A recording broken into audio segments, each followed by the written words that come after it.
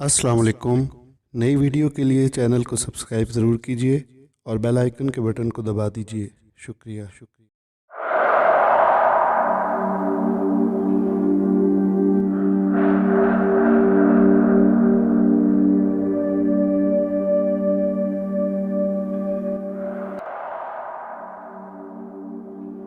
पेशे खिदमत है कहानी खूनी आईना पार्ट 2।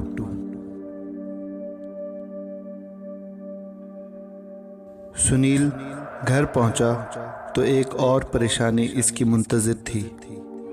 वो घर में दाखिल हुआ तो सुषमा काफ़ी खौफज़दा सी सोफ़े पर बैठी हुई थी। वो सुनील को देखकर तेज़ी से सोफ़े से उठी। सुनील, हमें इस घर को छोड़ देना चाहिए, वरना नाकाबिले यकीन नुकसान हो जाएगा। वो खौफज़दा लहजे में सुनील से लिपटते हुए बोली। क्यों, क्या हुआ? सुनील ने परेशान कुन लहजे में पूछा। क्या नहीं हुआ सुनील, जिस दिन से हम इस घर में आए हैं कुछ न कुछ हो रहा है, और आप हैं कि मेरी किसी बात पर विश्वास नहीं करते। सुषमा भराई हुई आवाज़ में फट पड़ी। इसकी आंखों में शिकायत थी। सुषमा, मुझे तुम्हारी कही हर बात पर विश्वास है। मैं तुमसे क्षमा चाहता हूँ जो मैंने तुम्हारी कोई बात नहीं सुनी। रात मेरे साथ जो घटनाएं घटी हैं, इसी कारण मुझे विश्वास हो गया है। सुनील ने अपनी गलती का एतराफ़ करते हुए कहा। मैं मानता हूँ कि इस घर में वाकई शैतानी शक्तियों का बसेरा है, जिन्होंने हमारा सुख चैन छीन लिया है। फिर आप यहाँ से जाते क्यों नहीं? सुषमा चीख से मुशाबा लहजे में बोली। सुषमा, समस्या से भागना समस्या का उपाय नहीं, बल्कि हमें इस समस्या का उपाय ढूंढना चाहिए। हम अगर यहाँ से भागे तो हो सकता है ये शैतानी शक्तियाँ वहाँ भी हमारा पीछा न छोड़ें। तुम चिंता न करो। मेरा एक कॉलीग है सुरेश, इसका एक दोस्त है, वो यही काम करता है। वो इन शैतानी शक्तियों का सर्वनाश करना खूब जानता है। वो जल्द यहाँ आएगा और इन शैतानी शक्तियों से हमारा पीछा छुड़ाएगा। सुनील ने सुषमा को समझाते हुए आखिरी जुमला पुख्ता लहजे में अदा किया। परंतु आप मेरे साथ बेडरूम में तो चलिए, सुषमा ने कहा। तो सुनील ने हैरानगी से पूछा, क्यों, क्या हुआ? आप खुद चलकर देख लें, सुषमा खौफज़दा लहजे में हकलाई। सुनील इसके साथ बेडरूम में पहुंचा तो वो हैरानगी से ठिठका। कमरे में लगे इस कदावर आईने के कांच पर लाल रंग की कई लकीरें फैली हुई थीं। ये क्या है? सुनील ने इस आईने के करीब जाते हुए पूछा। आप इस आईने के करीब मत जाइए, सुषमा ने डरते हुए इसे रोका। ये खून है। सुनील ने आईने के कांच पर फैली लाल लकीरों को गहरी नजर डालते हुए हकला कर कहा। क्या? सुषमा का अंदाज चिल्लाने वाला था। हाँ, खून ही लग रहा है, सुनील ने अपने खुश्क हलक को थूक से तर करते हुए कहा। सुनील, मुझे डर लग रहा है, सुषमा खौफ के आलम में हकलाई। इसी वक्त कमरे में एक निस्वानी कहका गूंजा। सुषमा के मुंह से एक चीख निकली और वो डर कर सुनील से लिपट गई। राहुल कहाँ है? सुनील ने अपने माथे पर आए पसीने को साफ करते हुए इर्द गिर्द देखते हुए कहा। वो छत पर गया है। वो लकड़ी के घोड़े को ढूंढ रहा था। वो घोड़ा कहीं भी नहीं मिल रहा था, इसी कारण राहुल इसे ढूंढने छत की तरफ गया था, सुषमा ने सुनील को बताया। उसी वक्त राहुल की चीख इनके कानों में पड़ी। वो तेजी से बाहर की तरफ भागे। वो हॉल में आए तो उन्होंने देखा राहुल चीखता हुआ सीढ़ियों से फिसलता हुआ नीचे आ रहा था। वो दोनों भी चीखते हुए सीढ़ियों की तरफ बढ़े। इससे पहले कि राहुल हॉल के फर्श से टकराता, सुनील ने इसे सीढ़ियों से ही दबोच लिया। उन्होंने देखा राहुल किसी गहरी चोट से बच गया था। वो रोने लग गया था। सुनील, मेरी बात मानिए और चलिए यहाँ से, सुषमा भी रोते हुए बोली। नहीं सुषमा, हम यहाँ से नहीं जाएंगे। हम इन शैतानी शक्तियों का मुकाबला करेंगे, सुनील मजबूत लहजे में बोला। तो हॉल में निस्वानी और मर्दाना कह के गूंजने लगे।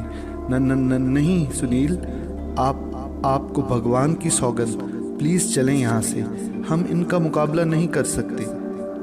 ये शैतानी शक्तियाँ हैं और हम सिर्फ गोश्त पोस्ट के इंसान। सुषमा इल्तजाइया लहजे में सुनील के आगे हाथ जोड़ते हुए बोली, इनका मुकाबला गोश्त पोस्ट के इंसान ही करते हैं सुषमा, तुम चिंता मत करो, मैं अभी सुरेश को फ़ोन लगाता हूँ, सुनील ने कहा और राहुल को उठाए बेडरूम की तरफ बढ़ा। वो कह के अब बंद हो गए थे। सुनील ने राहुल को बेड पर लिटाया। इसका रोना भी अब काफ़ी हद तक कम हो चुका था। सुनील ने इसे लिटाने के बाद जेब से मोबाइल निकाला तो मोबाइल के सिग्नल्स ड्रॉप थे। इसके तो सिग्नल्स ही नहीं है। सुनील ने परेशान निगाहों से सुषमा की तरफ देखा। आप मेरी बात मानिए, यहाँ से चलते हैं, सुषमा खौफजदा लहजे में बोली। सुषमा, तुम बात क्यों नहीं समझ रही? इस तरह भागने से कोई फायदा नहीं होगा। हम इन शैतानी शक्तियों से डरेंगे नहीं, बल्कि इनका मुकाबला करेंगे, सुनील ने बज़ाहिर सुषमा को समझाते हुए कहा। आप कैसी बातें कर रहे हैं सुनील, हम भला इनका मुकाबला कैसे कर सकते हैं? आप प्लीज चलिए यहाँ से। सुषमा ने दोबारा सुनील के आगे हाथ जोड़े। हाँ पापा, मम्मा ठीक कह रही हैं, मुझे आज वो लाल साड़ी वाली औरत सच में नजर आई थी। इस मर्तबा बेड पर लेटे राहुल ने अजीब बात बताई। इसका रोना अब बंद हो गया था। क्या? सुषमा और सुनील चिल्लाए। हाँ पापा, मैं अपने घोड़े को ढूंढ रहा था, परंतु वो था कहीं भी नहीं मिल रहा था। मैंने मम्मा से भी पूछा तो उन्होंने कहा यहीं हॉल में पड़ा होगा। फिर मुझे ख्याल आया कि शायद छत पर हो। मैं वहाँ गया तो घोड़ा वहाँ भी नहीं था। मैं सीढ़ियों से उतरकर दूसरे पोर्शन पर आया और सीढ़ियाँ उतरने लगा तो मुझे टक टक की आवाज़ सुनाई दी। मैं घूमा तो मैंने देखा वही लाल साड़ी वाली औरत फर्श पर घुटनों के बल बैठी इस घोड़े को चला रही थी। मैं हैरान हुआ। तुम्हें ये चाहिए राहुल? इस लाल साड़ी वाली औरत ने मुझसे पूछा तो मैंने अपना सर हाँ में हिला दिया। तो ले लो। वो घोड़ा उठाकर मेरी तरफ आई और मेरे करीब आकर घोड़ा ज़मीन पर रखा और जैसे ही सीधी हुई तो मेरी चीख निकल गई, क्योंकि इस औरत का चेहरा इस मर्तबा बहुत भयानक लग रहा था। इस लाल साड़ी वाली औरत ने मुझे कंधे से पकड़ा और सीढ़ियों से धक्का दे दिया और मैं चीखता हुआ सीढ़ियों से नीचे आ गिरा। राहुल ने सारी बात बताई तो सुनील और सुषमा हैरत और खौफ के मिले जुले असरात से एक दूसरे की तरफ देखने लगे। सुनील, आप मेरी बात क्यों नहीं मानते? प्लीज़ चलिए यहाँ से, वरना कुछ अनर्थ हो जाएगा, सुषमा भर्राई हुई आवाज़ में बोली। ठीक है, चलो फिर, सुनील ने हकलाते हुए आखिरकार बात मान ली। परंतु क्या सुनील? सुनील कहते कहते रुका तो सुषमा ने तेजी से पूछा, परंतु हम जाएंगे कहाँ? हमारा तो इस शहर में कोई रिश्तेदार भी नहीं है। सुनील ने परेशान निगाहों से सुषमा की तरफ देखा। कहीं भी चले जाएंगे, परंतु आप इस घर से तो निकलिए, सुषमा ने जोर देते हुए कहा। आपके कॉलीग सुरेश के घर चले चलते हैं, परंतु मोबाइल के तो सिग्नल ही नहीं है और अगर किसी तरह इससे कांटेक्ट हो भी जाता है तो इस तरह अचानक। सुनील ने सुषमा की तरफ देखते हुए बात अधूरी छोड़ी। ऐसे समय में दोस्त ही काम आते हैं सुनील, आप बस यहाँ से निकलिए, हम रात किसी तरह होटल में गुजार लेंगे, सुषमा ने कहा तो सुनील ने असबात में सर हिला दिया। पापा, वो देखिए, राहुल ने उंगली का इशारा किया तो सुनील और सुषमा तेजी से घूमे। सामने का मंजर देखकर वो हैरान रह गए। इनके जिस्मों पर कपकपी तारी हो गई। दीवार पर लगे इस आईने के कांच पर बेशुमार लाल रंग के कीड़े रेंग रहे थे और वो कीड़े मुंह से अजीब किस्म की आवाज़ें निकाल रहे थे। सुनील और सुषमा ने गौर किया तो उन्होंने देखा वो लाल रंग के कीड़े आईने पर फैली खून की लकीरों को चाट रहे थे। अचानक कांच पर रेंगते कीड़ों में से एक कीड़ा उड़ा और सुषमा की तरफ बढ़ा। सुषमा चीखी। वो सुनील की तरफ बढ़ी जो खौफ के आलम में बुरी तरह कांप रहा था। इसकी सारी बहादुरी रफू चक्कर हो चुकी थी। आईने के कांच पर रेंगते बाकी कीड़े भी उड़े और इनका रुख भी सुनील, सुषमा और राहुल की तरफ था। इन तीनों की सिट्टी गुम हो गई। वो सारे कीड़े इनके जिस्मों से चिमट गए और अपने नन्हे नन्हे दांतों से इनके जिस्मों पर काटने लगे। इन्हें ऐसा महसूस हो रहा था जैसे बैक वक्त कई सुइयां इनके जिस्मों में चुभो दी गई हों और दर्द की तेज लहरें इनके जिस्मों से उठने लगी। वो तीनों चीखने पर मजबूर हो गए। फिर इन तीनों की हिम्मत जवाब दे गई और अंधेरे की झलकियां इनकी आंखों के आगे आने लगी। डोर बेल की तेज आवाज से फर्श पर गिरे सुनील की आंख खुली तो इसके मुंह से बेख्तियार जोरदार चीख निकल गई।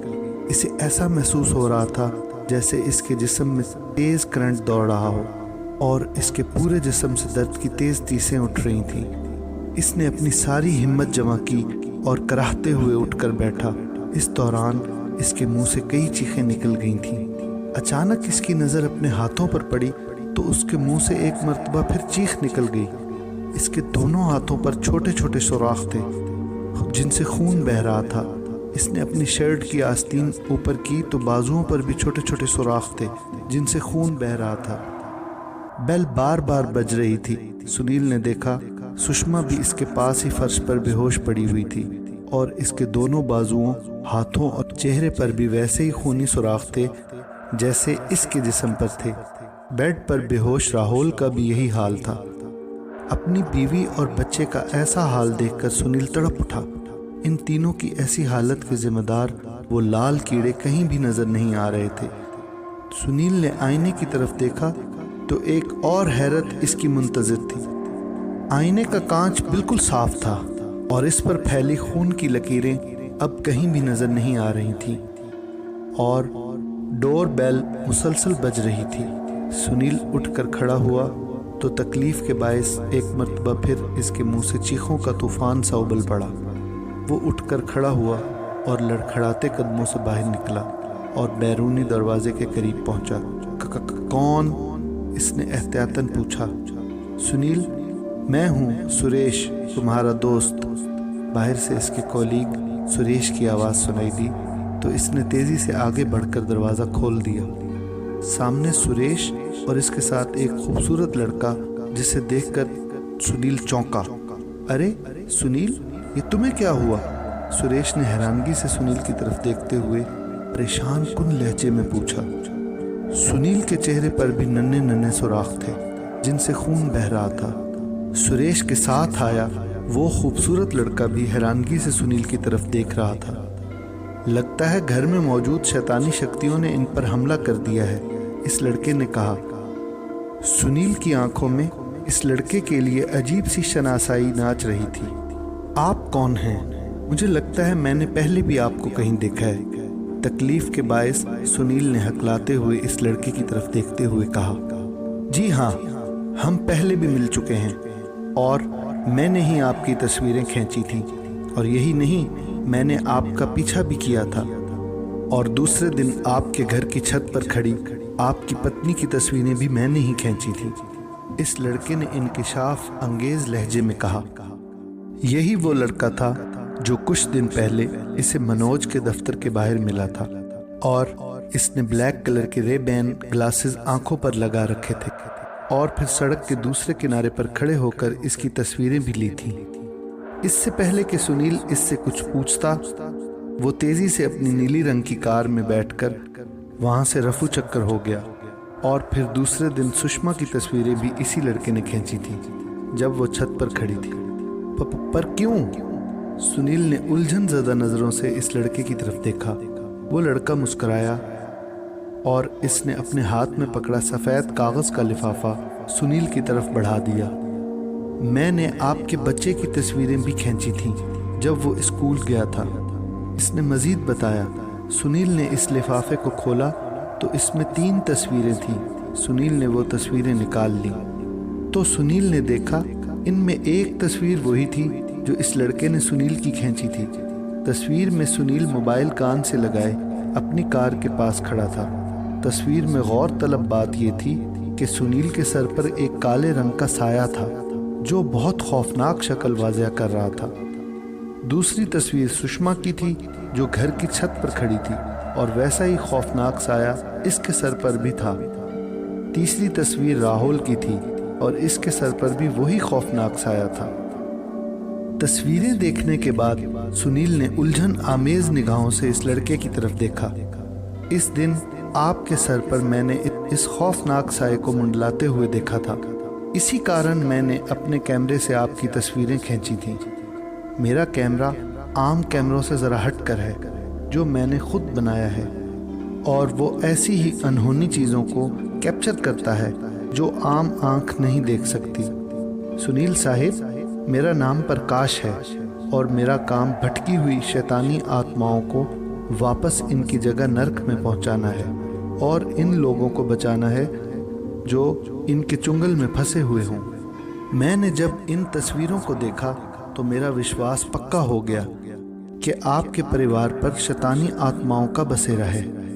मैं चाहता तो इसी दिन आपको सारी बात बता सकता था, परंतु मैं आपकी नफ्सियात समझ चुका था कि आपने मेरी बातों का विश्वास नहीं करना। इस कारण मैं चुप रहा। फिर सुरेश ने आपके मुतालिक मुझे बताया, इसी कारण मैं यहाँ चला आया। इस लड़के यानी प्रकाश ने सारी बात बताते हुए कहा, परंतु प्रकाश जी, आपने देखा उन्होंने मेरा क्या हाल कर दिया और मेरे परिवार का भी। सुनील ने हकलाते हुए अपनी कैफियत बयान की। जी हाँ सुनील जी, मुझे अफसोस है, परंतु ज़रूरी काम के कारण मुझे दूसरे शहर जाना पड़ा और वापस आते ही तुरंत मैं सुरेश के साथ यहाँ चला आया। प्रकाश माजरत ख्वाह लहजे में बोला, मैंने एक चीज़ पर गौर किया है। क्या प्रकाश जी? प्रकाश रुका तो सुनील ने इज़्तरारी लहजे में पूछा। सुरेश ने भी प्रकाश की तरफ देखा, क्योंकि इसने भी प्रकाश के चेहरे पर नुमायां परेशानी साफ महसूस कर ली थी। आप और आपके परिवार की जान संकट में है। प्रकाश ने अजीब बात कही, मैं यहाँ आ रहा हूँ, इसकी जानकारी आपके घर में मौजूद शैतानी आत्माओं को थी। इसी कारण उन्होंने आप और आपके परिवार पर हमला किया है। ये आप क्या कह रहे हैं? परेशानी और तकलीफ के बायस सुनील हकलाया। परंतु आप चिंता न करें, पहले तो मुझे आपके शरीर पर मौजूद इन घावों का उपाय करना है। प्रकाश ने सुनील के चेहरे की तरफ देखते हुए कहा, अब हमें अंदर भी आने दोगे या यहीं खड़े रखोगे? सुरेश मसनूई गुस्से से बोला तो सुनील ने तेजी से पीछे हटकर इन्हें रास्ता दिया। प्रकाश इर्द गिर्द देखते हुए आगे बढ़ा और फिर इस ताले वाले कमरे के पास रुका। इस कमरे पर ताला क्यों है? प्रकाश ने झुककर ताले को पकड़ते हुए सुनील की तरफ देखा। मकान मालिक का कहना यही है कि इस कमरे में टूटा फूटा सामान और फर्नीचर पड़ा है। परंतु सुनील कहते कहते रुका। परंतु क्या? प्रकाश ने तेज लहजे में पूछा। तो सुनील ने इस कमरे में होने वाले वाकयात प्रकाश को सुनाए। इस कमरे की चाबी आपके पास है? प्रकाश ने सारी बात सुनने के बाद पूछा। जी हाँ, मैं आज ही मनोज साहिब से इस कमरे की चाबी ले आया था, ताकि मैं इस कमरे को खुद देख सकूं कि इस कमरे में असल में है क्या। सुनील ने बताया। ठीक है, फिर खोलिए इसे, प्रकाश ने कहा। तो सुनील ने असबात में सर हिलाया और लरजते हाथों से पैंट की जेब से इस कमरे के ताले की चाबी निकाली और प्रकाश की तरफ बढ़ानी चाही, लेकिन जिस्म से बहने वाले खून ने इसे मोहलत न दी और वो चकरा कर फर्श पर जा गिरा। प्रकाश और सुरेश भुखलाए हुए इसकी तरफ बढ़े। सुरेश, अब तुम ही इस काम में मेरी सहायता करो, ताकि मैं इन तीनों को इस पुरस्कार बीमारी से बचा सकूं। अगर हमने तुरंत कुछ न किया तो सुनील और इसके परिवार की जान भी जा सकती है। प्रकाश ने सुनील की तरफ देखते हुए कहा। परंतु प्रकाश, तुम्हें तो चाहिए था कि पहले इन्हें ठीक करते, फिर बाकी काम करते। सुरेश ने बज़ाहिर प्रकाश को समझाते हुए कहा। तो प्रकाश मुस्कुरा दिया। ये काम भी ज़रूरी था सुरेश। खैर, अब पहले मैं इन तीनों को ठीक करने की कोशिश करूँगा, बाकी बाद में, क्योंकि समय बहुत कम है। अब तुम सुनील को उठाने में मेरी सहायता करो। सुरेश ने असबात में सर हिलाया। दोनों ने सुनील को उठाया और इस आईने वाले कमरे में ले आए। उन्होंने देखा सुषमा और राहुल के जिस्मों से भी काफ़ी खून बह गया था। उन्होंने सुनील को बेड पर लिटाया और फिर फर्श पर पड़ी सुषमा को भी उठाकर बेड पर लिटा दिया। अब मैं इन तीनों को ठीक करने की कोशिश करूंगा। कमरे में कुछ भी हो, तुमने घबराना नहीं, बल्कि डट कर मुकाबला करना है। प्रकाश ने कहा तो सुरेश ने अस्बात में सर हिला दिया। और याद रखना सुरेश, इस दौरान मैं तुम्हारी कोई भी सहायता नहीं कर सकूंगा। प्रकाश ने इसे मजीद आगाह किया तो सुरेश ने थूक निगलते हुए फिर अस्बात में सर हिला दिया। प्रकाश ने जेब से एक छोटी सी शीशी निकाली जिसमें सफेद कलर का महलूल था। प्रकाश ने इस शीशी का ढक्कन खोला और आंखें बंद करके मुंह में कुछ पढ़ने लगा। फिर इसने झटके से अपनी दोनों आंखें खोली तो इसकी आंखें खून की तरह सुर्ख थीं। इसके होंठ मुसलसल हिल रहे थे।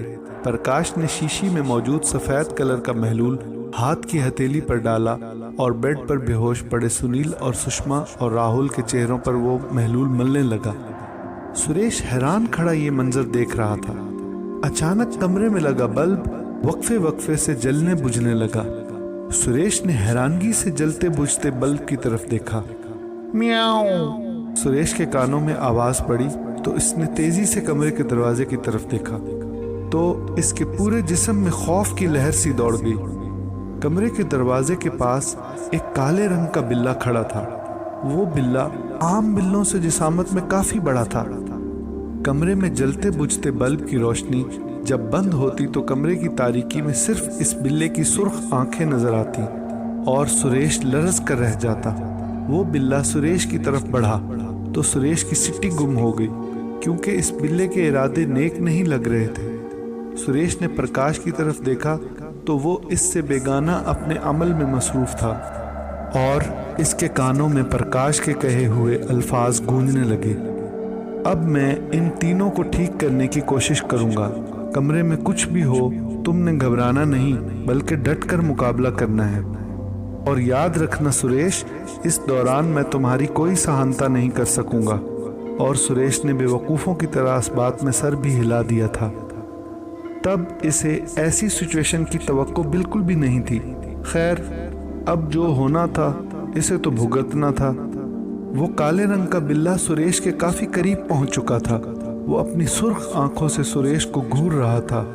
फिर वो बिल्ला अपनी पिछली टांगों पर झुका तो सुरेश के रोंगटे खड़े हो गए।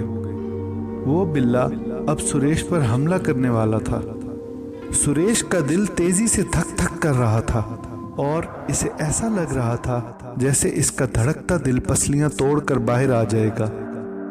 इस बिल्ले ने जस्त लगाई और सुरेश चीखता हुआ एकदम घुटनों के बल बैठ गया। अगर वो बर वक्त ऐसा न करता तो इस बिल्ले के पंजों ने इसके चेहरे का नक्शा बिगाड़ देना था। वो बिल्ला सुरेश के सर से होता हुआ कमरे की दीवार से जा टकराया और फिर जमीन पर जा गिरा। सुरेश तेजी से घूमा। वो बिल्ला उठकर खड़ा हुआ और खूनख्वार आंखों से सुरेश को घूरने लगा। अब इस बिल्ले की आंखों में पहले की निस्बत ज्यादा गुस्सा था। सुरेश के पूरे जिस्म पर कपकपी तारी थी। वो इस वक्त को कोस रहा था जब इसने प्रकाश के साथ आने का फैसला किया था। गुस्से के आलम में वो बिल्ला गुर्राता हुआ दोबारा सुरेश की तरफ बढ़ा। सुरेश ने अपनी पूरी हिम्मत को जमा किया और एक जोरदार किक इस बिल्ले के मुंह पर दे मारी। बिल्ला बिलबिलाता हुआ दोबारा दीवार से जा टकराया। प्रकाश इनकी तरफ तवज्जो किए बगैर अपने काम में मसरूफ था। वो मुंह में कुछ पड़ता हुआ बार बार हाथ की हथेली पर शीशी पे मौजूद सफेद मलहूल डालता और बेड पर पड़े सुनील, सुषमा और राहुल के चेहरों पर मसल देता। गुस्से के आलम में अब इस बिल्ले के मुंह से गुर्राहटें निकल रही थी। इसे शायद अपने 2 दफा के हमले की नाकामी का गुस्सा था। इतना तो सुरेश को भी पता था कि बिल्ले का इस दफा का हमला काफी खतरनाक साबित हो सकता था। बिल्ले की सुर्ख आंखों में कहीं कहीं सफेद लकीरें नजर आ रही थीं। बिल्ले ने दोबारा जस्त लगाई। बिल्ले का निशाना इस दफा भी सुरेश का चेहरा ही था।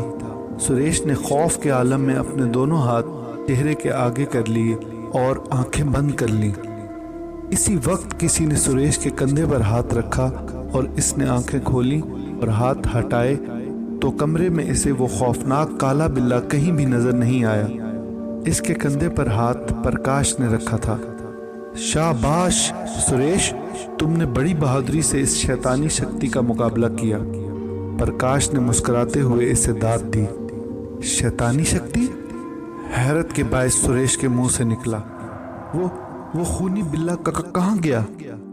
वो मेरे जाप में रुकावट डालने की शैतानी चाल थी जो तुम्हारे कारण सफल न हो सकी। प्रकाश ने मुस्कुराते हुए कहा, क्या मतलब?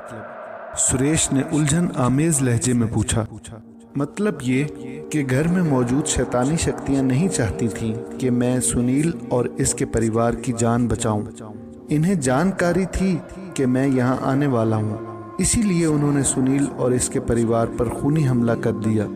अगर हम आज यहां ना आते तो ये बात निश्चित थी कि सुनील और इसके परिवार को जानी नुकसान पहुंच सकता था।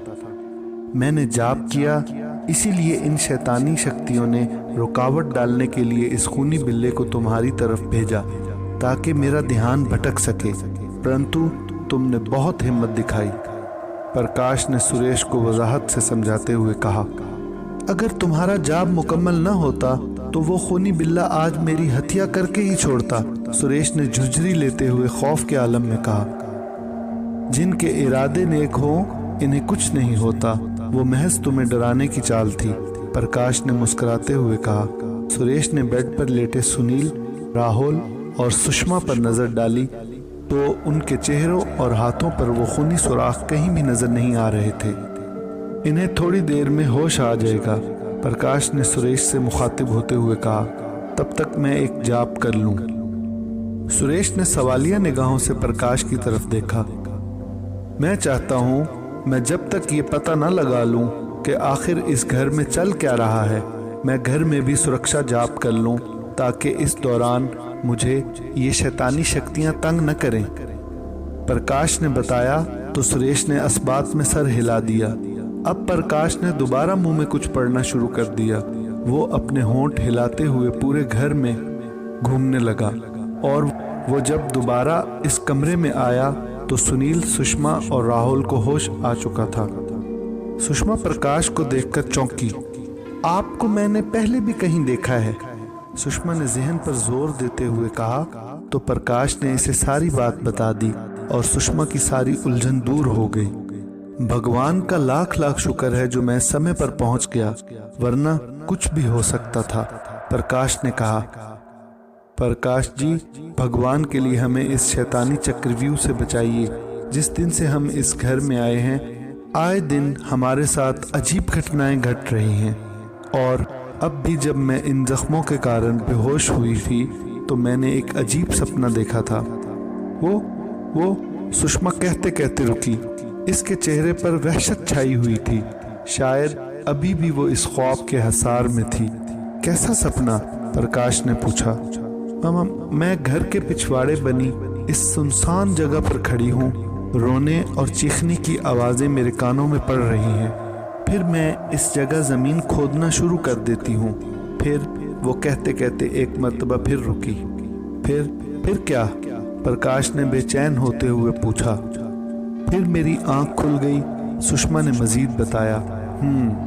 प्रकाश ने एक गहरी सांस अपने अंदर खींची। ये सपना नहीं सुषमा जी, बल्कि एक संदेश था, प्रकाश ने सोच में डूबते हुए लहजे में कहा। संदेश? सुषमा, सुनील और सुरेश के मुंह से बैक वक्त निकला।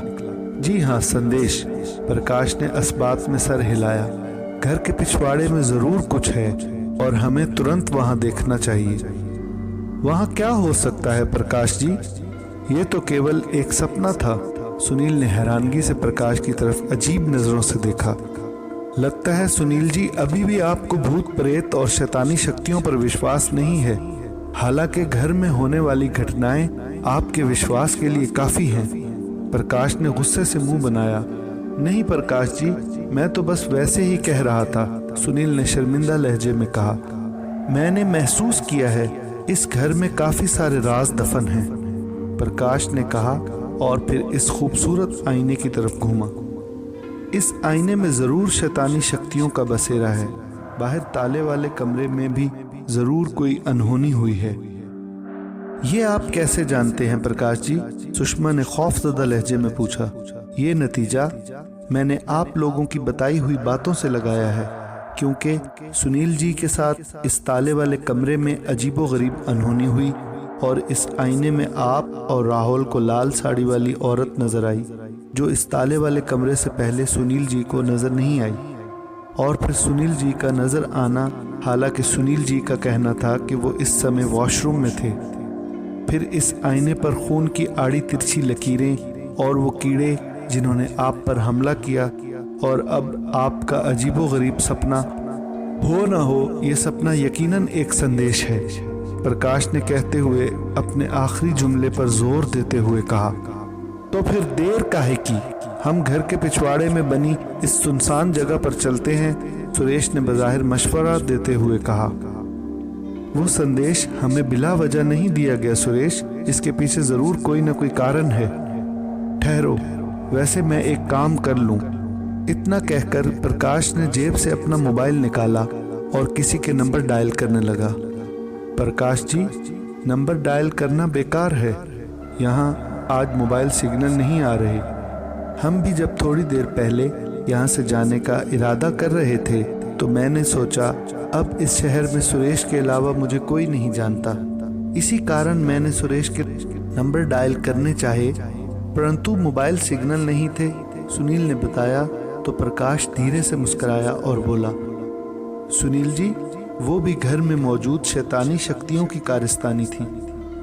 मैंने अपने जाप के जरिए इनकी शक्तियां काफी हद तक कम कर दी हैं, अब वो हम पर आसानी से वार नहीं कर सकेंगे, प्रकाश ने कहा। तो सुनील हैरत से इसका मुंह तकने लगा। Hello inspector Sharma. Inspector Sharma, कैसे हैं आप?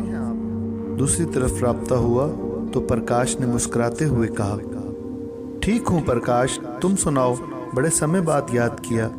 दूसरी तरफ से इंस्पेक्टर शर्मा मुस्कुराती हुई आवाज में बोला, भगवान की कृपा से घर में सब ठीक हैं, बोलो कैसे याद किया? इंस्पेक्टर शर्मा ने पूछा।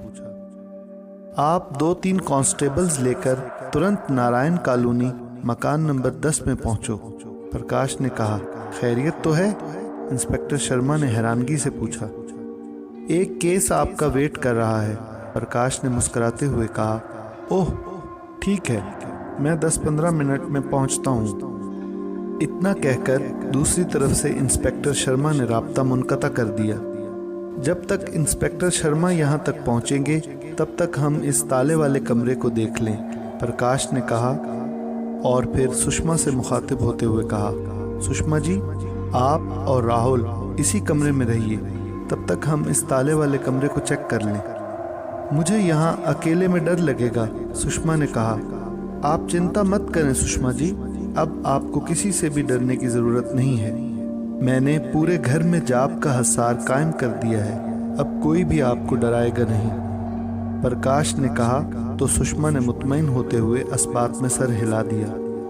प्रकाश, सुरेश और सुनील इस कमरे से बाहर निकले और इस ताले वाले कमरे की तरफ बढ़े। प्रकाश ने चाबी से ताला खोला और दरवाजे की कुंडी खोली, और दरवाज़ा खोला तो मिट्टी का भभूका सा इनकी नाक से टकराया तो वो तीनों खांसने लगे। इससे एक बात तो साबित हो गई थी कि ये कमरा काफ़ी अरसे से बंद था। प्रकाश ने दीवार पर लगे स्विच बोर्ड को ढूंढा और इसके सारे बटन ऑन कर दिए।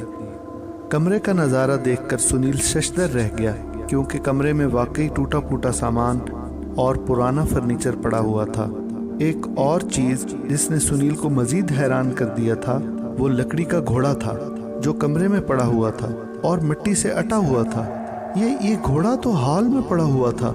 सुनील ने प्रकाश की तरफ देखा और कमरा बिल्कुल ठीक हालत में था, ये टूटा फूटा फर्नीचर भी नहीं था। कमरे का बल्ब भी जब मैंने ऑन करना चाहा ये नहीं चला था, ये बाद में रोशन हुआ था जब मुझे वो लाल साड़ी वाली सुंदर औरत इस कमरे में नजर आई थी। सुनील जी, आप परेशान मत हों, भूत प्रेत और आत्माओं वाले घरों में ऐसा सब कुछ चलता है। वो इंसान को खौफजदा और परेशान करते हैं ताकि वो खौफजदा हो जाएं और इंसानों का आसानी से शिकार किया जा सके, प्रकाश ने बताया। शिकार? हैरत के बायस सुनील के मुंह से निकला। जी हाँ, शिकार, प्रकाश ने अस्बात में सर हिलाते हुए कहा।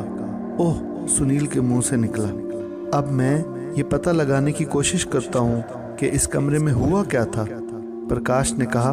तो सुरेश सहम कर बोला, इस मर्तबा तो बिल्ला हम पर हमला नहीं करेगा ना? प्रकाश सुरेश की पतली हालत पर बेख्तियार मुस्कुरा दिया। चिंता मत करो, पहले मैंने मुकम्मल जाप नहीं किया था, प्रकाश ने मुस्कुराते हुए कहा। तो सुरेश ने इत्मीनान भरी सांस ली। प्रकाश ने अब मुंह में पढ़ना शुरू कर दिया था। सुरेश और सुनील की निगाहें अब प्रकाश पर लगी हुई थीं। प्रकाश होंठ हिलाते हुए इर्द गिर्द भी देख रहा था। अचानक कमरे के वस्त में रखा हुआ सोफा अपनी जगह से सिरका तो प्रकाश तेजी से इस तरफ बढ़ा। सुरेश और सुनील भी तेजी से इसकी तरफ लपके। प्रकाश ने इस सोफे को अपनी जगह से हटाया और अपने जूतों से वहां जमी मिट्टी हटाने लगा। फिर इसने जेब से वही सफ़ेद महलूल वाली शीशी निकाली और घुटनों के बल इस जगह पर बैठ गया और इस शीशी में मौजूद सारा महलूल वो सीधा फर्श पर उंडेल दिया। इसी वक्त सुरेश और सुनील ने हैरानकुन मंजर देखा। फर्श पर गिरते ही वो सफ़ेद महलूल गहरे लाल रंग में तब्दील हो गया। प्रकाश ने तशवीश भरी नज़रों से इस लाल रंग को देखा और फिर उठकर खड़ा हो गया। इसके हिलते होंठ अब साकिन हो गए थे और चेहरे पर तशवीश की लहर नजर आ रही थी। क्या हुआ प्रकाश जी? सुनील ने प्रकाश की तरफ देखते हुए इससे पूछा। इस कमरे में किसी का खून हुआ है, प्रकाश ने हैरानकुन बात बताई। क्या? सुरेश और सुनील जैसे चिल्लाए। किसका? सुनील ने हकलाते हुए पूछा। ये तो मुझे मालूम नहीं, पर इतना कंफर्म है कि यहाँ खून जरूर हुआ है। प्रकाश ने पहले नफी में सर हिलाया और फिर पुख्ता लहजे में कहा। मैं तुम्हें बताता हूँ यहाँ किसका खून हुआ है। अचानक इन तीनों को अपनी उकबी जानिब से एक मर्दाना आवाज़ सुनाई दी तो वो तीनों तेज़ी से घूमे और हैरान रह गए, क्योंकि कमरे के दरवाजे के पास एक नकाब पोश खड़ा था जिसके हाथ में रिवॉल्वर चमक रहा था। कौन हो तुम? अंदर कैसे आए? सुनील ने हकलाते हुए इससे पूछा। इस घर में दाखिल होना मेरे लिए कोई मुश्किल काम नहीं, वो नकाबपोश शोख लहजे में बोला। परंतु तुम यहाँ क्या कर रहे हो और तुमने अपना चेहरा क्यों छुपा रखा है? इस मर्तबा प्रकाश ने पूछा। मैं कौन हूँ, इस कमरे में किसका खून हुआ है और इस घर की क्या कहानी है, ये तुम लोग जान ही नहीं पाओगे। इस मर्तबा नकाबपोश सफाक लहजे में बोला। हमने तुम्हारा क्या बिगाड़ा है? सुरेश ने घबराहट के बायस हकलाते हुए इस नकाबपोश से पूछा। तुम्हारा कसूर ये है कि तुमने और इस प्रकाश ने इस मामले में अपनी टांग क्यों अड़ाई, और ये जो प्रकाश है इसका तो काम ही यही है। अब तुम तीनों मरने के लिए तैयार हो जाओ। इतना कहकर नकाबपोश ने रिवॉल्वर का रुख प्रकाश की तरफ किया। इसी वक्त एक मर्दाना चीख की आवाज़ गूंजी। वो चीख किसी और की नहीं बल्कि इस नकाबपोश की थी जो लहरा कर ज़मीन पर जा गिरा। इसके पीछे सुषमा हाथ में बैट पकड़े खड़ी थी। इसके पास ही राहुल खड़ा था। इसी बैट की ज़ोरदार ज़रब से इस नकाबपोश की चीख निकली थी जो नकाबपोश के सर के पिछले हिस्से में पड़ा था। नकाबपोश बेहोश हो चुका था। वेरी गुड सुषमा जी, आपने तो कमाल कर दिया। आप तो हमारे लिए एक मसीहा साबित हुई। प्रकाश ने खुशी के आलम में सुषमा की कारकर्दगी को सराहा। वो मैं अंदर थी जब मैंने इस नकाबपोश की आवाज़ सुनी थी। मैं और राहुल दरवाजे के करीब आए और नकाबपोश को देखकर हम हैरान रह गए। राहुल ने कमरे में पड़ा अपना बैट मुझे पकड़ाया और मैं आहिस्तगी से इस नकाबपोश के पीछे आई। इससे पहले कि वो गोली चलाता मैंने बैट को इसके सर पर जोर से दे मारा। सुषमा ने सारी बात बताई। मैं तो आपका आभारी हूँ सुषमा जी, अगर आप सही समय पर ना आती तो हमारा तो अंतिम संस्कार हो जाना था। सुरेश ने सुषमा का शुक्रिया अदा करते हुए कहा तो सुषमा बेख्तियार हंस पड़ी। थोड़ी देर में इंस्पेक्टर शर्मा 2 अदद कांस्टेबलों समेत वहां पहुंच गया। इसे सारी सूरत हाल से आगाह किया गया तो वो हैरत से प्रकाश का मुंह तकने लगा। इस नकाबपोश को तुम जानते हो? इंस्पेक्टर ने प्रकाश से पूछा। नकाबपोश अभी भी फर्श पर बेहोश पड़ा था। अभी तो हम में से किसी ने भी इसका चेहरा नहीं देखा, प्रकाश ने नफी में सर हिलाते हुए कहा। ठीक है, तो फिर सबसे पहले इसका चेहरा देख लेते हैं, इंस्पेक्टर शर्मा ने कहा और इस नकाबपोश की तरफ बढ़ा और घुटनों के बल बैठकर इंस्पेक्टर शर्मा ने इस नकाबपोश का नकाब उतारा। वहाँ मौजूद अफराद के दिल की धड़कनें तेजी से धक धक कर रही थीं और सबकी निगाहें इस नकाबपोश का चेहरा देखने की मुंतजिर थीं। इंस्पेक्टर शर्मा ने इसे सीधा किया। अरे हैरत के बायस बेख्तियार सुनील और सुषमा के मुंह से निकला। राहुल भी कम हैरान नहीं था। आप जानते हैं इसे? प्रकाश ने पूछा। जी हाँ, यही तो है इस घर का मालिक मनोज, सुनील ने हैरत से बोला। तो प्रकाश और सुरेश भी हैरान रह गए। ये आप लोगों को क्यों मारना चाहता था? इंस्पेक्टर शर्मा ने हैरानगी से पूछा। पता नहीं, सुनील ने कंधे उचकाए। खैर, ये हम पता लगा ही लेंगे। अभी इसे अस्पताल ले चलते हैं क्योंकि सुषमा जी ने इसके सर पर बड़ा जोर का हमला किया है। इंस्पेक्टर शर्मा ने इनकी तरफ देखते हुए कहा। सावंत, तुम इसे अस्पताल ले जाओ। इंस्पेक्टर शर्मा ने अपने पास खड़े दोनों कांस्टेबलों में से एक से मुखातिब होते हुए कहा, तो इस कांस्टेबल ने इस बात में सर हिला दिया। सावंत के जाने के बाद ये काफिला घर के पिछवाड़े बनी इस सुनसान जगह पर आया। प्रकाश, मेरे ख्याल से मीडिया वालों को भी बुलवा लेना चाहिए। इंस्पेक्टर शर्मा ने बज़ाहिर प्रकाश से मशवरा किया तो इसने इस बात में सर हिला दिया। थोड़ी देर बाद इस घर के बाहर मीडिया वालों की गाड़ियां पहुंच गईं और वो अपने अपने कैमरे लेकर घर के पिछवाड़े इस जगह पर आ गए। अब वहां खुदाई शुरू हुई तो वहां मौजूद सब अफराद पर हैरतों के पहाड़ टूट पड़े, क्योंकि वहां से 2 दर्जन के करीब इंसानी ढांचे बरामद हुए। प्रकाश भी हैरत से जमीन की मिट्टी से निकलने वाले इंसानी ढांचों को देख रहा था। सुनील, सुषमा, सुरेश और राहुल की हालत भी काफी गैर हो रही थी। मीडिया वालों की जबानें भी जैसे तालू से चिपक गई थीं। इन ढांचों में मर्दों और औरतों के अलावा बच्चों के ढांचे भी शामिल थे। इंस्पेक्टर शर्मा ने इन ढांचों को अस्पताल पहुंचाया। मीडिया वाले अब इंस्पेक्टर शर्मा पर टूट पड़े। उन्होंने इंस्पेक्टर शर्मा पर सवालों की बौछार कर दी। देखिए, आप सब शांत रहिए।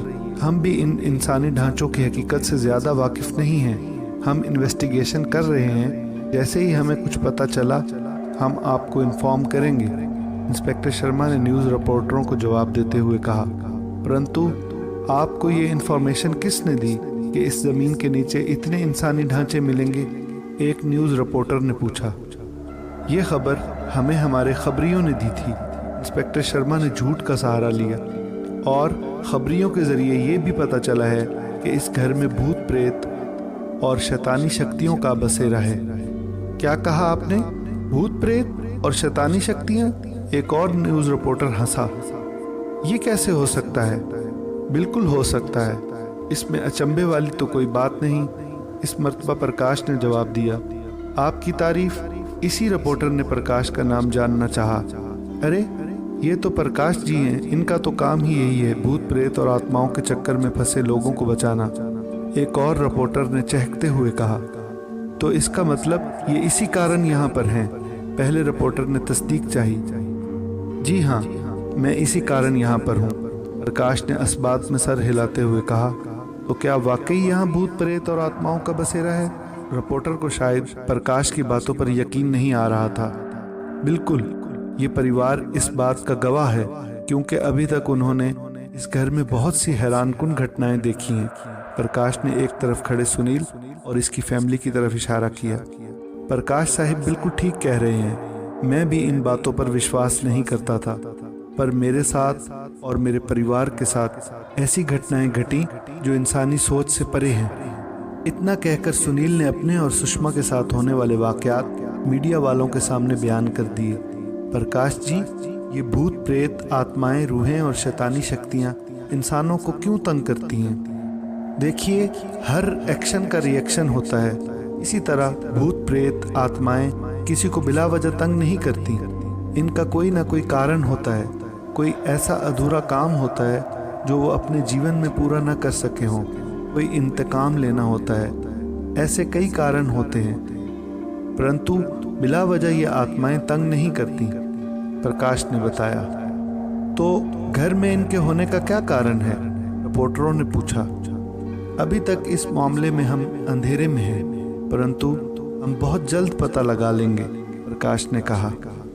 क्या हम वो आईना देख सकते हैं जिसमें वो लाल साड़ी वाली सुंदर औरत नजर आती है और खून की आड़ी तिरछी लकीरें भी नजर आती थीं? रिपोर्टरों में से एक ने कहा। यस, प्रकाश ने मुस्कुराते हुए कहा। तो ये काफिला वहां से चलने के लिए तैयार होने लगा। न्यूज़ रिपोर्टरों और इंस्पेक्टर शर्मा के बाद प्रकाश के मोबाइल की बेल बजी। प्रकाश ने यस का बटन प्रेस करके मोबाइल कान से लगा लिया। हेलो, प्रकाश जी बोल रहे हैं? दूसरी तरफ से एक निस्वानी घबराई हुई आवाज़ प्रकाश के कानों में पड़ी। जी बोल रहा हूँ, प्रकाश ने हैरानगी से कहा। प्रकाश जी जल्दी यहाँ पहुँचिए, नहीं तो वो मेरे परिवार को ख़त्म कर देंगे। दूसरी तरफ मौजूद औरत की रोती हुई आवाज़ प्रकाश के कानों में पड़ी। देखिए, थोड़ा शांत रहिए और ज़रा धीरज से मुझे बताइए कि क्या समस्या है। प्रकाश ने औरत को दिलासा देते हुए कहा। वो हम इस घर में आज ही शिफ्ट हुए थे। अभी रात के समय मेरी आंख खुली तो घर में बार बार कहकों की आवाज़ गूंज रही थी। मैंने अपने पति की तरफ देखा तो वो बेड पर मौजूद नहीं थे। मैं कमरे से बाहर निकली तो मेरे पति की लाश बाहर पड़ी हुई थी। औरत ने हैरान कुन बात बताई। खंजर इनके सीने में घोंप दिया गया था और इनके इर्द गिर्द खून जमा था। मैं रोती हुई इनके पास बैठी। मेरी तो दुनिया ही उजड़ चुकी थी। अचानक मेरे पति के शरीर में आग भड़क उठी। मैं चीखती हुई पीछे हटी तो फिर कहके गूंजे। वो जो कोई भी थे नज़र नहीं आ रहे थे और मेरी हालत पर कहके लगा रहे थे। आप बस यहाँ तुरंत पहुँच जाएं। वो कहके मुझे बार बार तंग कर रहे हैं और मेरे पति की चिता की राख भी यहीं मेरे पास पड़ी हुई है। इतना कहकर इस औरत ने अपना एड्रेस बता दिया। आप चिंता मत करें, मैं तुरंत पहुँचता हूँ। आप करीबी पुलिस स्टेशन में भी इन्फॉर्म कर दीजिए, प्रकाश ने इस औरत को ताकीद करते हुए कहा। वो मैंने कर दी है। पुलिस यहाँ किसी भी समय पहुँचने वाली है, औरत ने कहा तो प्रकाश ने ओके कहते हुए मोबाइल कान से हटाया। सुनील जी, हमें तुरंत वहाँ पहुँचना होगा, प्रकाश ने सुनील को अपनी मजबूरी बताते हुए कहा। परंतु प्रकाश जी, यहाँ अगर कुछ अनर्थ हो गया तो? सुनील ने परेशान कुन लहजे में कहा। आप चिंता मत करें सुनील जी, वहाँ जाना भी मेरी मजबूरी है। आधा काम तो यहाँ कंप्लीट हो चुका है, आधा काम मैं वापसी पर करूँगा। आप मेरे साथ आइए, प्रकाश ने सुनील से मुखातिब होते हुए कहा और फिर सुरेश की तरफ देखते हुए कहा, तुम भी मेरे साथ आओ। सुरेश ने इस्बात में सर हिलाया और वो तीनों कमरे से बाहर निकल आए। बाहर रात के साए अभी भी गहरे थे। प्रकाश ने बाहर निकलकर सुनील को एक तरफ जाकर कुछ हदायत देनी शुरू कर दी। उधर सुषमा ने राहुल को बेड पर लिटाया और खुद इसके पास बैठ गई। अचानक इसकी नज़र कमरे में लगे आईने पर पड़ी तो वो चौंकी, क्योंकि आईने में वही लाल साड़ी वाली सुंदर औरत सुषमा को अंगारा उगलती आंखों से घूर रही थी। तुम सब ने मेरा काम खराब कर दिया, वो लाल साड़ी वाली औरत नफरत से बोली। सुषमा हिम्मत जमा करते हुए बेड से नीचे उतरी। मम्मा आप कहाँ जा रही हैं? राहुल ने डरते हुए आईने में नजर आने वाली औरत को देखा और फिर सुषमा से कहा, मगर सुषमा बिना कोई जवाब दिए बगैर इस आईने के सामने जाकर खड़ी हो गई। काका, कौन हो तुम और इस तरह हमें तंग क्यों कर रही हो?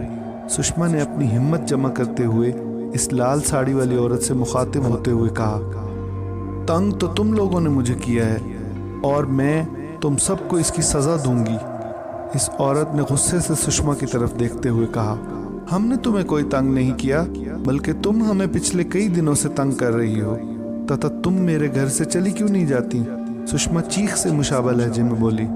तुम्हारा घर? वो औरत तंजिया लहजे में बोली, साथ ही वो कहके लगाने लगी, तुम्हारा नहीं, ये मेरा घर है और तुम यहाँ मेरी मर्जी से आई हो। तुम ही नहीं बल्कि तुम्हारा पति और ये बेटा भी। परंतु तुम लोगों ने इस प्रकाश को यहाँ बुलाकर बहुत बड़ी गलती कर दी है। मैं तुम लोगों को इसकी सज़ा दूंगी। लाल साड़ी वाली औरत ने अपना हाथ सुषमा की तरफ किया तो सुषमा चीखती हुई उछली और कमरे की दीवार से जा टकराई। मम्मा! राहुल ने घबराए हुए सुषमा को पुकारा और वो बेड से नीचे उतरा और ज़मीन पर गिरी सुषमा की तरफ भागा।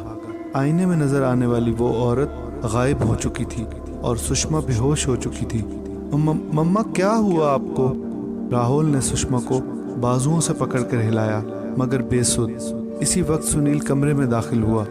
वो मौजूदा सिचुएशन देखकर हैरान हुआ और तेजी से सुषमा की तरफ बढ़ा। राहुल बेटा, क्या हुआ तुम्हारी मम्मा को? सुनील ने परेशान कुल लहजे में राहुल से पूछा। तो राहुल ने इसे कमरे में गुज़श्ता लम्हे पहले होने वाली सूरत हाल से आगाह किया। ओह, परेशानी के बायस सुनील के मुंह से निकला, लगता है प्रकाश जी के किए गए जाप का असर खत्म हो चुका है। पापा, आप प्रकाश अंकल को फोन करें। राहुल ने सुनील को मशवरा दिया। परंतु बेटा, वो तो काफी दूर निकल चुके होंगे। सुनील ने राहुल की तरफ देखते हुए कहा, पहले हम तुम्हारी मम्मा को तो होश में लाएं। सुनील ने सुषमा को कंधे से पकड़कर जोर से हिलाया तो सुषमा के जिस्म में हल्की सी हलचल पैदा हुई। फिर इसने एक झटके से आंखें खोल दी। राहुल और सुनील सुषमा की आंखें देखकर हैरान रह गए। सुषमा की आंखें खून की तरह सुर्ख थीं। वो एकदम उठकर बैठी। मैं तुम दोनों को जिंदा नहीं छोड़ूंगी। सुषमा की आवाज में अजीब सी खरखराहट शामिल थी। मम्मा, ये आप क्या कह रही हैं? राहुल सुषमा की तरफ बढ़ा। सुषमा ने नफरत ज़दा निगाहों से राहुल की तरफ देखा और इसे जोरदार धक्का दिया। राहुल चीखता हुआ उड़कर बेड पर जा गिरा। सुषमा, ये क्या कर रही हो तुम? सुनील गुस्से से सुषमा पर बिगड़ा। सुषमा उठकर खड़ी हुई तो सुनील भी उठ खड़ा हुआ। सुषमा ने अपना हाथ सुनील की जानिब किया तो सुनील की तरफ हवा का एक तेज झोंका आया और वो अपना तवाज़ुन बरकरार न रख सका और अपनी उकबी जानिब उड़ता हुआ आईने वाली दीवार से जा टकराया। इसकी आंखों के आगे तारे नाचने लगे। अब बहुत हो गया, तुम लोगों ने मुझे बहुत नुकसान पहुंचाया है। अब तुम तीनों का अंतिम समय आ गया है। सुषमा के मुंह से फरफराहट भरी आवाज में निकला। मम्मा, ये आप क्या कह रही हैं? राहुल बेड से नीचे उतरते हुए बोला। मैं तुम्हारी मम्मा नहीं बल्कि तुम्हारी मौत हूँ। सुषमा ने इतना कहा और अपना हाथ राहुल की तरफ किया। राहुल चीखता हुआ उछला और बेड वाली दीवार से जा टकराया। सुनील अपनी तकलीफ को भूलते हुए कराहता हुआ उठा। इसने तेजी से अपनी जेब में हाथ डाला और इसमें से एक शीशी निकालकर इसका ढकना खोलने लगा। राहुल दीवार से टकराने के बाद बेहोश हो चुका था। सुनील ने इस शीशी में मौजूद सफ़ेद रंग का पारा अपने हाथ की हथेली में डाला। तेरा खेल अब ख़त्म हो गया, दुष्ट आत्मा, सुनील ने नफरत से कहा और हाथ में मौजूद सारा पारा सुषमा की तरफ उछाल दिया। कमरा सुषमा की चीखों से गूंज उठा। फिर एक हेवला सा सुषमा के जिस्म से बाहर निकला जो इस लाल साड़ी वाली औरत का था।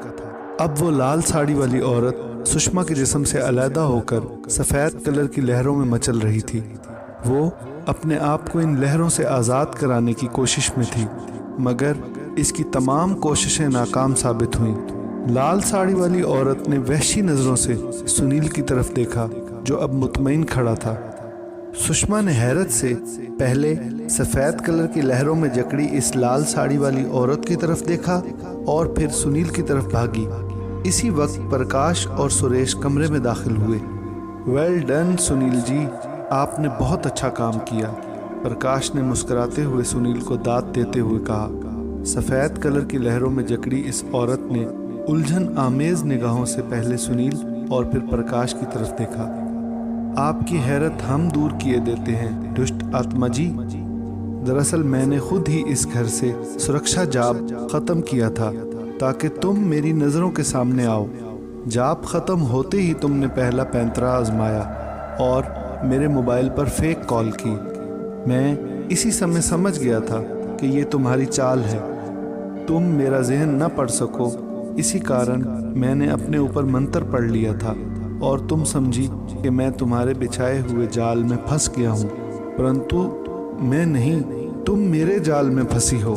मैंने घर से बाहर निकलते ही सुनील को ये पारा दे दिया था जिसका उन्होंने बहुत अच्छे तरीके से इस्तेमाल किया और बहुत अच्छे समय पर किया। अब तुम इस कैद से तब ही रिहा हो सकती हो जब तक ये नहीं बताओगी कि आखिर इस घर में चल क्या रहा है। प्रकाश ने फातिहाना लहजे में बताते हुए पूछा। मैं तुम्हें जिंदा नहीं छोड़ूंगी, लाल साड़ी वाली औरत गुस्से से चीखी।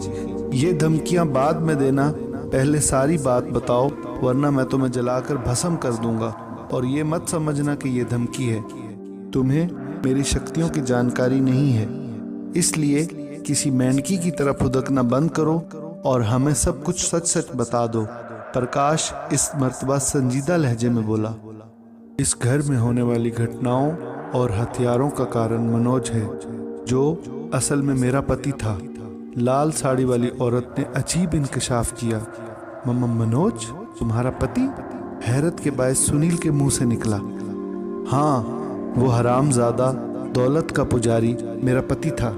इसने दौलत की खातिर मुझसे शादी की थी, पर यह हकीकत मुझ पर बाद में खुली थी, और ये भी कि वो एक शराबी भी है। शादी के कुछ महीने तो वो मेरे साथ ठीक रहा, फिर इसका राज मुझ पर खुलने लगा कि वो शराबी होने के साथ साथ कोठों पर भी जाता था। मैंने उसे लाख समझाने की कोशिश की, परंतु वो नहीं माना और ऊपर से मुझे मारता भी था। मैं कब तक बर्दाश्त करती? मैंने थक हार कर इसे पैसे देना बंद कर दिए और ऑफिस में भी कह दिया कि वो मनोज को कोई पैसा न दें। जब हर तरफ से पैसों की बरसात बंद हुई तो वो मेरे सामने गिड़गिड़ाने लगा, परंतु मैं नहीं मानी और फिर इसने तमाम बुरे कामों से तौबा कर ली। परंतु ये मेरा भरम था, वो सिर्फ मुझे बेवकूफ़ बना रहा था। वो तो किसी मौका की ताक में था। इसके अच्छे बर्ताव के कारण मैंने इसे दोबारा पैसे देना शुरू कर दिए थे, और फिर एक दिन इसने पक्का प्लान बनाया मेरी मृत्यु का। इसने इस ताले वाले कमरे में मेरी हत्या की। अब समस्या मेरे शरीर को छुपाने की थी, इसका उपाय भी इसने निकाल लिया। इतना कहकर वो लाल साड़ी वाली औरत रुकी। क्या उपाय निकाला मनोज ने? प्रकाश ने इस्तरारी लहजे में पूछा। इसने इसी कमरे के 2 हिस्से बनाए जहां तुम सब लोग खड़े हो, इस लाल साड़ी वाली औरत ने डरामाई लहजे में कहा। क्या मतलब? प्रकाश ने हैरानगी से पूछा। इसने इस कमरे में मेरे शरीर को रखा और दरमियान में दीवार बनाकर इस पर बड़ा सा आईना लगा दिया। मेरा इस दुनिया में मनोज के अलावा कोई नहीं था, इसलिए किसी ने भी मुझे ढूंढने की कोशिश न की। मेरी आत्मा अब मनोज के खून की प्यासी थी। एक रात मनोज नशे की हालत में एक लड़की को इस घर में लेकर आया तो मैंने अपना आप इस पर जाहिर कर दिया। वो मुझे यूं अचानक अपने सामने देखकर हैरान और खौफजदा हो गया। साधना, तुम्हें तो मैंने मार दिया था। वो मुझे देखकर लरजती हुई आवाज में बोला, हाँ, तूने क्या समझा तुम मेरा शरीर खत्म करके बच जाओगे? परंतु मेरी आत्मा अब तुम्हारे खून की प्यासी है, जिसे अब तुम कभी ख़त्म नहीं कर सकते। मैं जहरीले लहजे में बोली। साथ ही मैंने इसके साथ आई लड़की पर हमला कर दिया और अपने नुकीले दांत इस लड़की की गर्दन में गाड़ दिए। मेरी आत्मा को इंसानी खून बहुत अच्छा लगा। अब मनोज की बारी थी। तो देखो साधना, भगवान के लिए मुझे छोड़ दो, मुझे माफ़ कर दो। मनोज गिड़गिड़ाते हुए बोला। एक शर्त पर मैं तुम्हें जिंदा छोड़ सकती हूँ, मैंने सोचते हुए कहा। मैं तुम्हारी हर शर्त मानने को तैयार हूँ। मनोज तेजी से रजामंद होते हुए बोला, तुम इस मकान में मेरे लिए इंसानी खून का प्रबंध करोगे। मैंने अपनी शर्त बताई। क्या मतलब? मनोज शायद समझा नहीं था। तुम इस घर को किराया के लिए रखो और ऐसी फैमिलियों को ढूंढो जिनका आगे पीछे कोई ना हो। मैं इन फैमिलियों का खून पीऊंगी और बदले में तुम्हारी जान बख्श दूंगी। मैंने इसे समझाया तो वो मान गया। अब वो ऐसा ही करता। एक छोटी सी फैमिली को ढूंढता जिसमें सिर्फ 3-4 मेंबर होते और इनके अलावा इनका इस दुनिया में कोई नहीं होता। पहले मैं इनको तंग करती, जिससे मुझे बहुत मज़ा आता, और जब मेरा जी भर जाता तो मैं इनकी हत्या करके इनका खून पी लेती और फैमिलियों की लाशें मनोज घर के पिछवाड़े इस वीरान जगह पर दफना देता। सुनील और इसका परिवार भी अब मेरा निशाना बनने लगा था, परंतु तुमने आकर सारा काम खराब कर दिया। मेरा कोई भी वार तुम पर सफल नहीं हुआ। ऊपर से मेरी शिकार की हुई एक फैमिली ने सपने के जरिए सुषमा को संदेश दिया कि वो घर के पिछवाड़े इस सुनसान जगह को खोदे।